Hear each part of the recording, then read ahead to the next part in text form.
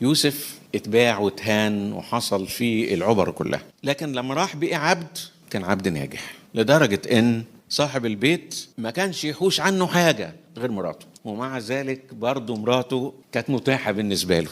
واجه مواجهة صعبة جدا. يوسف وقتها كان عنده حوالي 17-18 سنة، وتيجي واحدة غالبا كانت حلوة تقول له تعال أنا عايزاك. فرصة ذهبية عند ناس كتير. قدر يواجهها عشان عنده مبدأ في دماغه في ذاكرته إن مش هعمل الشر ده وأخطئ إلى الله. لما كان يوسف عبد كان عبد ناجح، واتهم تهمة زور واتسجن، وكان سجين ناجح. حاجة غريبة قوي، لأنه هو ناجح، مش لأنه لما يتحط في موقف زي ده يختار اختيار صح. لا، هو ناجح، هو ناجح ما يعملش حاجة غير النجاح. عنده في دماغه حزمة مبادئ مهمة جدا ما بيخرجش عنها. عشان كده ما بننتظرش ان تجيلنا فرصة نحقق فيها نجاح. النجاح تحققه حيثما أنت الآن. تكون ناجح وانت دلوقتي، وانت بتدور على شغل ناجح وبتعرف تدور كويس، وانت بتشتغل ناجح وبتعمل شغلك كويس. ساعات